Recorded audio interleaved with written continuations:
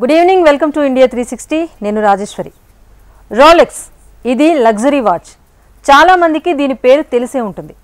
దీన్ని ఇష్టపడిన ధనవంతులు, రాజకీయ నాయకులు లేరు అంటే అతిశయోక్తి కాదేమో. ఈ వాచ్ ధర లక్షల రూపాయల్లో ఉంటుంది. ఇప్పుడు ఈ వాచ్పై లాటిన్ అమెరికాలోని ఓ దేశంలో పేచీ మొదలైంది. స్వయంగా దేశ అధ్యక్షురాలు 14 రోలెక్స్ వాచ్లను అవినీతి సొమ్ముతో కొనుగోలు చేశారు అంటూ అక్కడి మీడియా ఆరోపించింది. ఈ ఆరోపణల నేపథ్యంలో ఆ దేశం దర్యాప్తు సంస్థ అధికారులు ఏకంగా అధ్యక్షురాలి ఇంటి తలుపులను బద్దలు కొట్టారు. కొన్ని గంటల పాటు సోదాలు చేశారు. ఇది తన హక్కులను కాలరాయటంతో పాటు ప్రభుత్వంపై తీవ్ర ప్రభావం చూపుతుంది అంటూ సదరు అధ్యక్షురాలు మండిపడ్డారు. విచారణకు సహకరిస్తున్న సమయంలో తన ఇంటిపై దాడులు చేయటం ఏంటి అంటూ నిలదీశారు. నిజంగానే దేశ అధ్యక్షురాలి ఇంటిపై పోలీసులు దాడి చేయటం అందరికీ ఆశ్చర్యానికి గురిచేసింది. ఇంతకు ఆ లాటిన్ అమెరికా దేశంలో ఏం జరుగుతోంది? పోలీసులకు అసలు ఎన్ని వాచెస్ దొరికాయి? Watch the story. పెరు అధ్యక్షురాలి ఇంటిపై పోలీసుల దాడి. డినా బొలువార్తేపై లగ్జరీ వాచీల కుంభకోణం.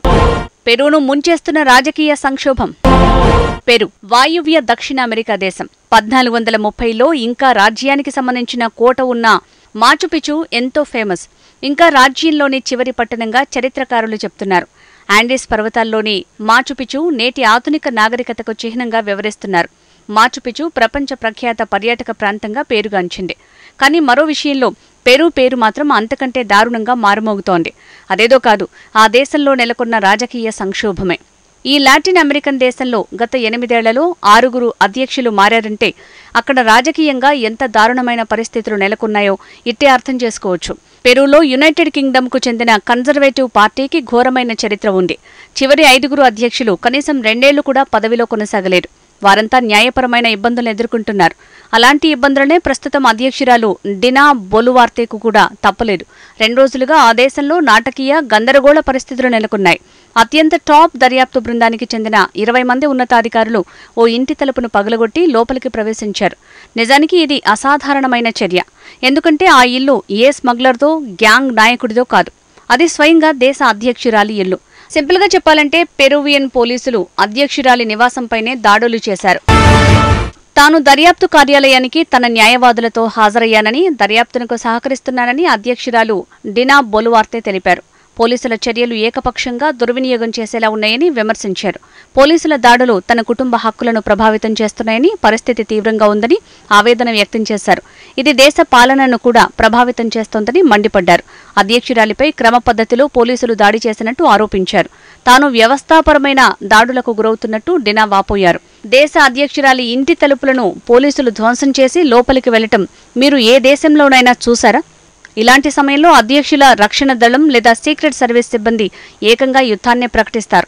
కానీ పెరూలో మాత్రం అందుకు విరుద్ధమైన పరిస్థితులు నెలకొన్నాయి. పోలీసులు కొందరు సూట్ వేసుకుని వెళ్లారు.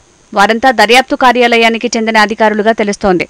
ఇది నిత్యం నిర్వహించే వ్యవహారంలాగే కనిపిస్తోంది. కానీ పెరూలో ఇలాంటి చర్యలు ఎక్కువగానే ఉంటాయి. గిట్టని అధ్యక్షులపై చట్టాన్ని అమలు చేయటంలో పెరూ పోలీసులు ఎంతో ఫేమస్ అయ్యారు. 1985 నుంచి దాదాపు ఇప్పటి వరకు ఆ దేశంలో ఏ అధ్యక్షుడిని దర్యాప్తు సంస్థలు విడిచిపెట్టలేదు.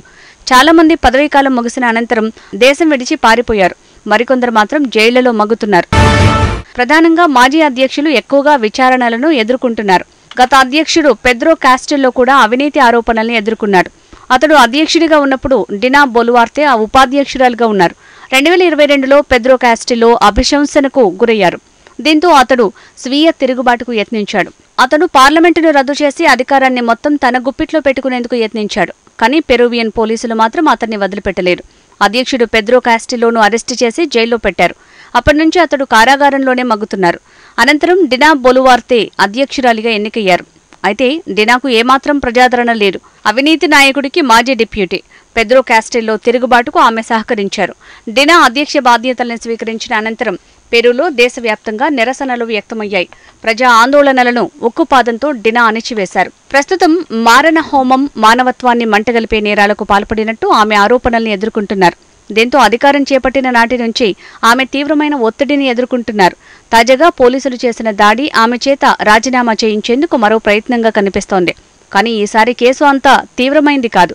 అంటే ఏ మారణ హోమం తీవ్రమైన నేరాలను మోపలేదు. పెరూలో ఎప్పుడూ వినిపించే అవినీతి కుంభకోణమే. ఈసారి రోలెక్స్ వాచీలు తెరపైకి వచ్చాయి. కొన్ని వారాల క్రితం డినా బొలువార్తేపై ఓ పెరువియన్ మీడియా ఓ విశ్లేషణాత్మక కథనాన్ని రాసింది. సదరు మీడియా వేలాది డినా బొలువార్తే ఫోటోల ద్వారా ఓ విషయాన్ని గమనించారు. అధ్యక్షురాలు సుమారు 14 లగ్జరీ వాచ్లున్నాయని నిర్ధారించారు. నిజానికి బొలువార్తే ఏమాత్రం వ్యాపారవేత్త కాదు. 2007 నుంచి ఆమె ఉపాధ్యక్షురాలయ్యే వరకు పెరు నేషనల్ రిజిస్ట్రీలో డినా పనిచేశారు. నేషనల్ రిజిస్ట్రీ అంటే ప్రభుత్వ రికార్డుల్ని భద్రపరిచే కార్యాలయం. ఆమె వద్ద 14 లగ్జరీ వాచ్లు ఉండటాన్ని సదరు మీడియా అనుమానాలను రేకెత్తించింది. దీనికి రోలెక్స్ కేసుగా పేరు పెట్టింది. కాలక్రమేణా గడియారాలు కొనుగోలు చేసినట్టు బొలువార్తే వెల్లడించింది. చిన్నప్పటి నుంచి తాను పొదుపు చేసి వాచీలను కొనుగోలు చేసినట్టు వెల్లడించింది. అయితే ఈ దాడులతో పెరువియన్ పోలీసులు ఎలాంటి వాచీలను గుర్తించారు అంటే అక్కడి అధికారులు వివరాలను వెల్లడించలేరు. కానీ పరిణామాలను చూస్తుంటే మాత్రం ఆమె పతనానికి దారితీస్తున్నట్టు తెలుస్తోంది. ఆమెను పోలీసులు అరెస్టు చేసి జైలుకు పంపడం ఖాయంగా అనిపిస్తోంది. అయితే ఇలా లగ్జరీ వాచీల మోజులో పడి పదవులను పోగొట్టుకున్న రాజకీయ నాయకులు చాలా మందే ఉన్నారు. దక్షిణాసియాలో అత్యంత ఫేమస్ ఎగ్జాంపుల్ పాకిస్తాన్ మాజీ ప్రధానమంత్రి ఇమ్రాన్ ఖాన్. అతడు తోషాఖానా కేసులో లగ్జరీ వాచీల ఆరోపణల్ని ఎదుర్కొంటున్నారు. దేశ ఖజానా నుంచి ఖరీదైన వస్తువులను ఇమ్రాన్ ఖాన్ స్వాధీనం చేసుకున్నట్టు ఆరోపణలను ఎదుర్కొంటున్నారు. విదేశీ ప్రముఖులు ఇచ్చే బహుమతులు దేశ ఖజానాకే చెందుతాయి. ఒకవేళ వాటిని అధికారికంగా కొనుగోలు చేసి సొంతం చేసుకోవాలంటే ఖజానా నిర్దేశించిన సొమ్మును చెల్లించాల్సి ఉంటుంది. ఇలా విదేశీ ప్రముఖులు ఇచ్చిన గడియారాలను ఇమ్రాన్ తీసుకువెళ్లినట్టు అధికారులు కేసు నమోదు చేశారు. వాటి విలువ 2 కోట్ల పాకిస్తానీ రూపాయలుగా ఉంటుందని నిర్ణయించారు. అందులో రోలెక్స్ వాచీలు కూడా ఉన్నాయి. ఇక గతేడాది జర్మనీ ఆర్థిక శాఖ మంత్రి క్రిస్టియన్ లిడ్నర్ కూడా లగ్జరీ వాచీల కుంభకోణంలో పదవిని కోల్పోయారు. తన సంపదలో రోలెక్స్ వాచీలను చూపకుండా దాచిపెట్టినట్టు లిడ్నర్ ఆరోపణలు ఎదుర్కొన్నాడు. ఇక రాజకీయ నాయకులే కాదు, మాజీ ఐపీఎస్ నాయకుడు అబూబకర్ ఆల్ బాగ్దాదీతో సహా అన్ని రకాల పాలకులు కూడా రోలెక్స్ వాచీలపై మోజుపడుతున్నారు. ఒకసారి రోలెక్స్ లేదా ఒమేగా సి మాస్టర్ వాచీని ధరించిన అబూబకర్ ఫోటోలో కనిపించాడు. 2019లో వైమానిక దాడిలో అతడు చనిపోవటానికి ముందు జరిగింది. ప్రపంచవ్యాప్తంగా ఉన్న ధనవంతులు, శక్తివంతులను చూస్తే విలాసవంతమైన గడియారాలను ఇష్టపడుతున్న విషయాన్ని మనం గమనించొచ్చు. ఈ విషయంలో పెరు అధ్యక్షురాలు డినా బొలువార్తే కూడా ఆ కోవకు చెందినవారే. ఆమెకు లగ్జరీ రోలెక్స్ వాచీలంటే మోజు. ఆమె ధరించే ఈ వాచీలే ఆమె పతనానికి కారణమవుతుంది. బహుశా ఆమె ఊహించలేదేమో. ఇక్కడ విషయం ఏంటంటే డినా బొలువార్తే పెరూలో నివసిస్తోంది. అధికారంలో ఉన్న వారి విషయంలో పోలీసులు, కోర్టులు ఏమాత్రం గౌరవంగా వ్యవహరించవు. బొలువార్తే తీవ్ర ఇబ్బందుల్లో ఉన్నట్టు తాజా పోలీసుల రైడ్లో తెలిసిందే. బహుశా ఆమె అధ్యక్ష పదవి నుంచి దిగబోయే సమయం వచ్చిందేమో. ఆమె దిగుతుందా లేక పోలీసులు బలవంతంగా దించేస్తారా అన్నది వేచి చూడాల్సిందే.